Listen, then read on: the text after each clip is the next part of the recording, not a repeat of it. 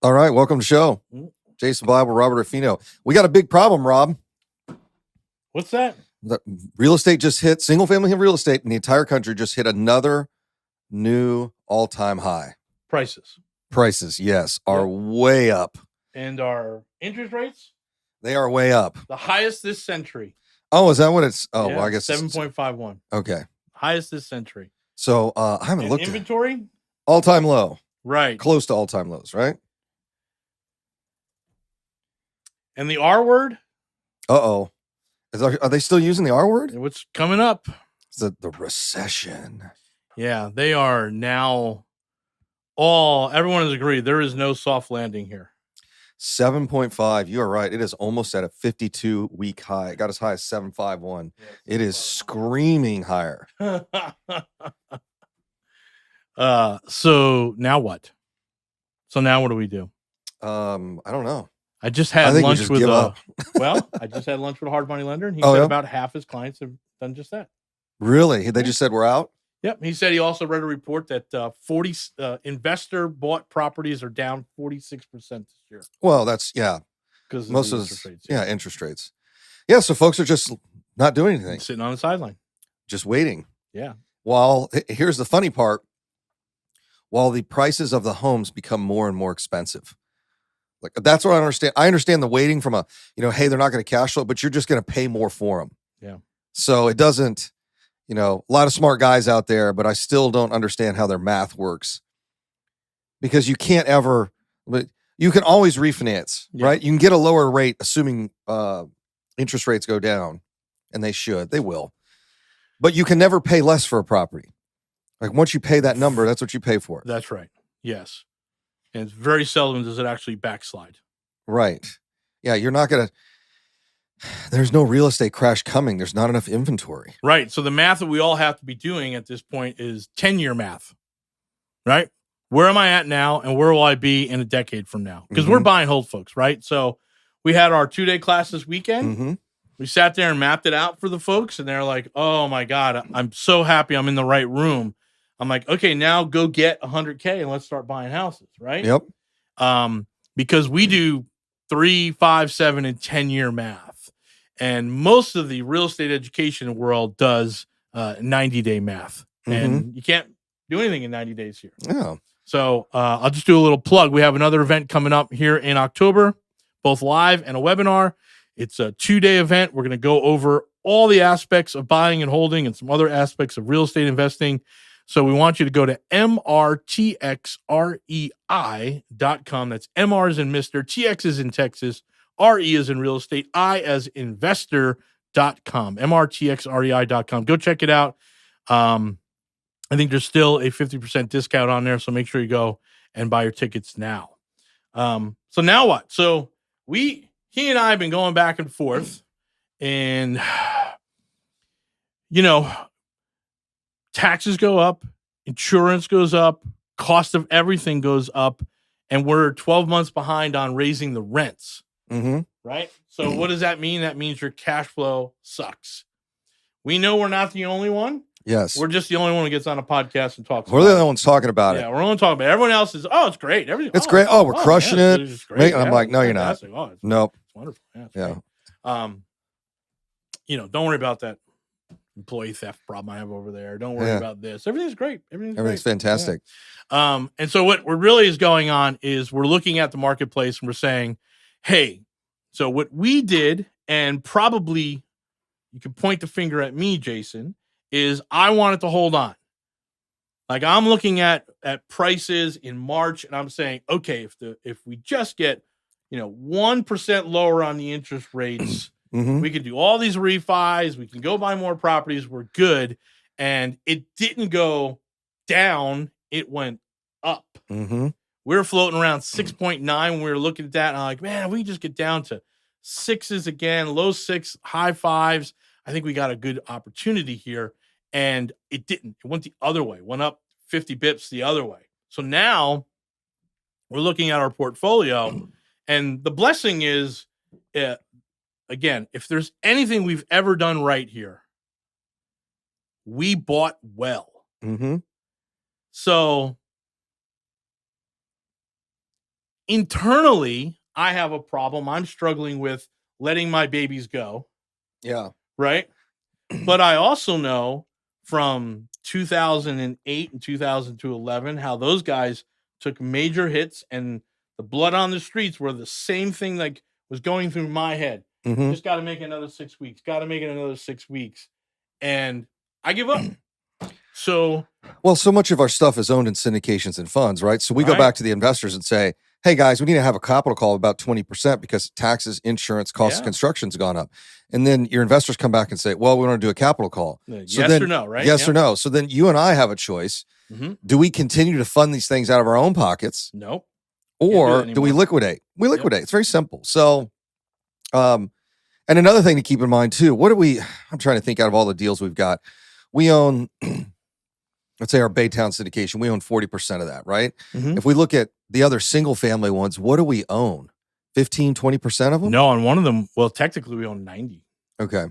But when you get it down to the return Yeah, standpoint, it's like 10, 20. 10, 20%, and I have to put 100% of the money in, No. and the investors don't want to do it. I'm like, okay, cool, let's go ahead and sell them. So what we know from our network, working with individuals, gleaning some wisdom from the folks that have been through here before, and I went through it, right? I was there. I was in I started real estate right in the middle of the last recession, right? The Great Recession. So here's what we know.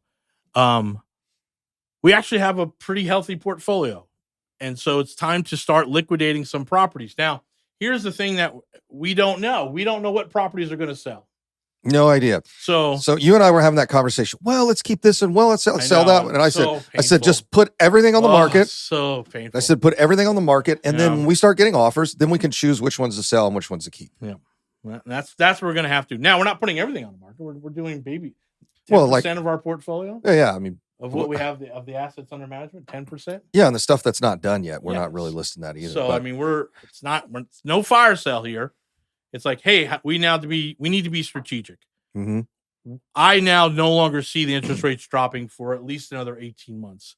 I see the country going into recession, and so that could stretch things out for another 24 months. Typically, when we go into a recession, rates drop. Typically, right? Yeah. But this has been such a weird cycle. So Fannie Mae forecast suggests that the 30-year mortgage will fall to 6.3 to 6.8 range in 2024. NAR, National Association of Realtors, believes rates will be closer to 6%. The MBA, which is the Mortgage Bankers Association, forecasts rates falling a little more aggressively, somewhere around 5.4% by the end of 24. They're coming down. All you have to do to just look at your CD rates at your local bank. And you could see the 24-month rate, the difference between the 12, 24, and 36-month rate, it just drops like in half. It's crazy how low those rates get. So they're coming back down. It's just the question is, how long can you ride this thing, right? We knew the one guy, right? It's like, hey, just if I held on like another 6 months, right? Oh, yeah. If I could, 2008 was really interesting in that people think, oh, if I had rental properties, I didn't lose. And that's absolutely not true. When the economy crashes like that, everything goes down. Yep. Rents stagnate or go down. Yep. Price of real estate collapses. Like, it's a bloodbath for everybody. So for us, it's like, look, either we can hold on for another year or so, negative cash flow in a lot of cases. They'll continue to go up in value. Like I said, we started the show with, we are now at all-time record highs for single-family real estate. And it's still going up. Yeah. It's just not stopping. But at some point, cash flow's got to catch up. Lease rates will go up. But if we have a recession in the middle of that, rents might not increase the property may not increase in value over the next year or so. So we're balancing the portfolio, figuring things out, making sure it happens. Because, again, we could front this whole thing, but that's all our money again. Yeah, we're kind of done with that. Yeah, I've put enough money back into my companies where I'm saying, all right, guys, if you're going to be investors, if it was just you and I stuff, it wouldn't bother me so much. No, not at all. Yeah. But the fact that, we own, although we're obviously the ones that direct these funds, but we don't get 100% of the return. So why do I have to put 100% of the money in? You and I probably together own 40% of the entire assets, right? So 60% of it's other investors and lenders and such. So, yeah. An investor comes to us and says, hey, we don't want to put in, or we're kind of done. Mm-hmm. I'm like, okay, just know what that means. Yep. If we have to exit early, it usually means you're going to lose money. Yeah. So that's up to you guys. That's on you. In the short term. In the short term, right. And we do our 10-year math and everyone still wins. Well, it's kind of like, we've been watching some of these real big syndicators go into foreclosure over the last couple of months. And one guy in particular just got run through the ringer, and that was Robert Martinez over there at Rockstar. And I got on a group and I said, look, guys, here's the problem. It ain't his choice. Right. His investors didn't want to raise the money. No, I think they're on their way. I think the lender didn't want to do the deal. Well, if you read about MF1, what's really interesting is how many of their deals are on what's called the watch list, meaning they're pre-foreclosure. Yeah, MF1 is that mortgage company, and that's the deal. That's who they did it with, was MF1. And it's a really interesting commercial real estate company. Well, they couldn't do the deal. Well, they didn't want to refinance him, right? Yeah, but they couldn't, right? If you're on that watch list, they need to shore up their assets. Well, so the rumor out there is maybe they're really aggressive on the lending so they can take properties. That's the rumor, because a lot of their portfolio. Private guys like that too. Well, right, yeah. We do. Yeah. But the other thing I said in this group is I said, look, man, they raised $18 million, $18 million for that deal. They did very well. And I said, you can't tell me that they can't get on the phone and pay that thing off. He's got a really aggressive investor relations team. Could you raise $30-40 million to essentially pay that first lien off? And I think you could, but the investors didn't want to do it. So, he gets run through the ringer, and I'm like, well, wait a minute. It wasn't his choice. The investors didn't want to do it. Cool. We're out. It's real simple, right? It's like, well, and then they all complain, and it's like, you want it out? Well, I will tell you, last night in our class, I said, hey, there's 3 types of investors that you're going to deal with. And there's others. There's angel investors and seed capital, all that stuff, right? But for you, you're going to have friends and family, personal network, sophisticated, and accredited. Yeah. And while people will technically qualify for a sophisticated investor, don't confuse that with savvy investor. Oh, absolutely. Right. Just like an accredited investor. I mean, just because you got a bunch of money doesn't mean you're smart. Right. we found that more. I'm like, wait a minute. I have almost sent people. We've sent financials out. I get some of these questions back. And then the questions are so, how can I put this? From the person they're coming from. And I know each one of our investors. Huh? Would it be hyperbolic? I guess you could. Yeah. Well, I get these questions from some of these investors. And of course, we know all of our investors. We know, we got a pretty good idea of net worth and obviously what they've invested in the past and that sort of thing. And I look at it and I see these emails and I'm like, now I'm confused. Right. And then I go back and I'm like, well, no. That was a big problem for us. I mean, we spent probably 45 days with our own doubt. Yeah, I was like, now I'm we confused. took a lot of meetings with a lot of advisors and a lot of different people because all of a sudden they were throwing doubt at us, right? In the form of intelligent conversation. Yeah, on the surface, it sounds smart. That was really smart. I'm like, is that the case? Are we doing something wait wrong? A second. Wait a minute. And then we got to wait for meetings and all this stuff. And next thing you know, it's like, no, we're right. But there is doubt there, right? It seeps into everyone's mindset, right? So at the end of the day, we have assets to readjust, to sell, and refinance, to get loan modifications on. So we have to do everything we need to do to make sure the portfolio will keep performing over the next 3, 5, 7, and 10 years. And that's what we're doing. And we're blessed that we bought really, really well, right? And so what does that mean? That means for folks in our mastermind, there is a boon. Yeah. Right? There is some opportunities because we want to make sure they're set up to succeed. So we might do some owner financing.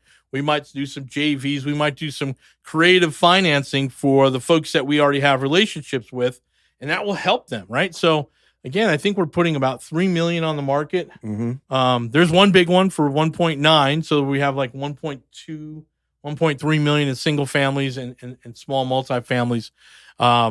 So if you're interested in joining the mastermind, you can go to our website. Go to mrtxre.com, mrtxre.com. There's a drop-down menu, mastermind. Set an appointment. We'll have a conversation about that. We have deals, and we're going to California in 3 weeks, 4 weeks. Yep. And we are going to bring those deals will not last by the time we are done that weekend. Yeah. In fact, we'll probably I got the AC going in on that other one. That might be another one I'll try and do a Oh yeah, that one's. on. I think as soon as it's ready for occupancy, we go ahead and list that one. Yeah. So again, we're blessed in that we have deep equity in a lot of these properties, and we tried to hold on. We were trying not to sell them. We thought, hey, if we could just get a normal refi, if it came down to 6%, we're good. We don't think it's coming. So let me just talk to the investors out there.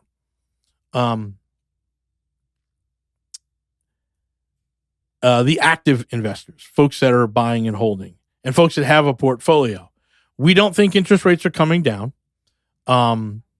We think we're probably due for another round of increase in insurance and increase in taxes at the end of the year.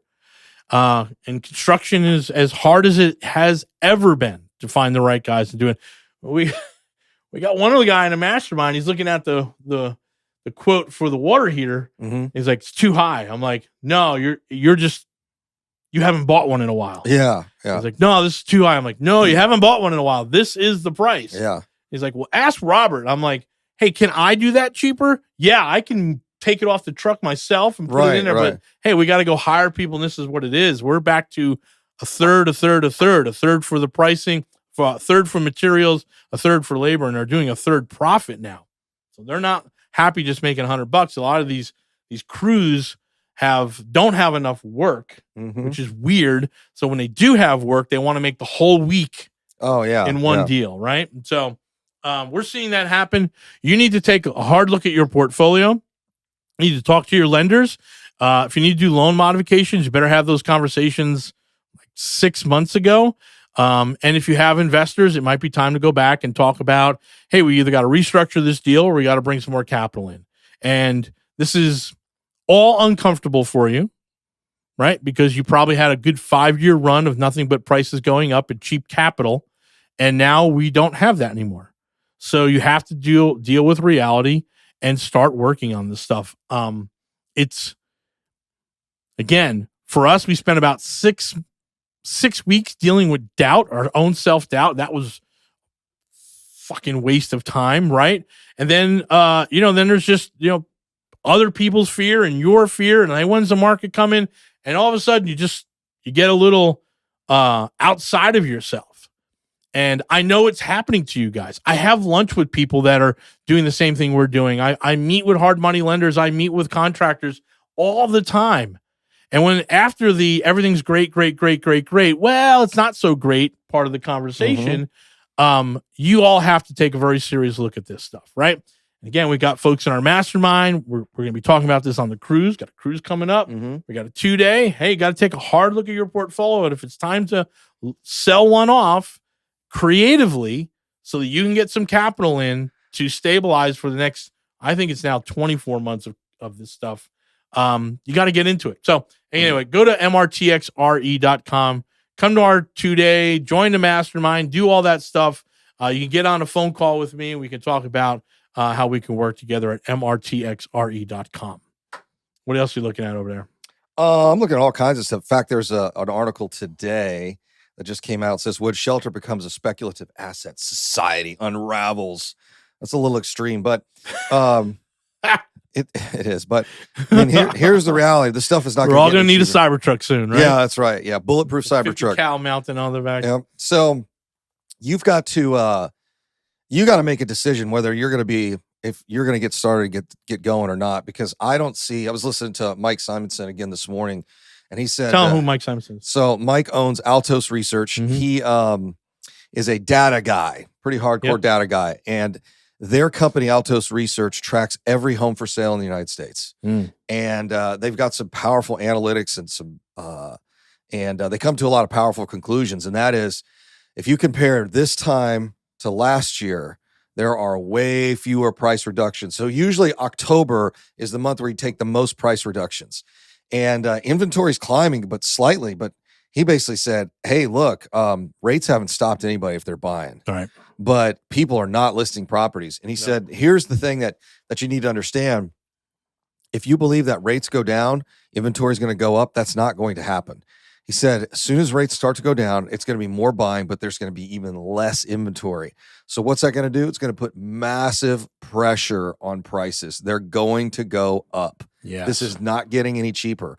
So you can either live in a 7.5% mortgage world while you're building your real estate portfolio, or you can wait a couple years from now and pay 20 to 30% more for it. It's up to you. That's the lens that I'm looking at this thing in.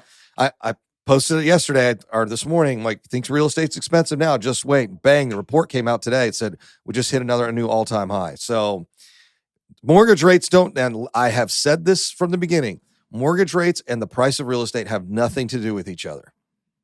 Absolutely nothing. So agreed. You got to get to buy. I mean, there's hyper markets where it happens, but nothing. 90% of this country is not a problem. Mm-mm. Yeah. So that's my problem. Right. So I believe everything you just said. Mm-hmm. And I'm like, every time you're like, hey, we got to sell this house. I'm like, oh, another cut. Because we know they're going to go up 25% in the next 2 years, right? So we're giving away deals that have massive potential to the folks at our mastermind. We'll be talking about it on the cruise. We have a little 2-day event coming up here. And then if we ever get to California, if there's deals left, I'm sure we'll sell them there. But yeah, it is...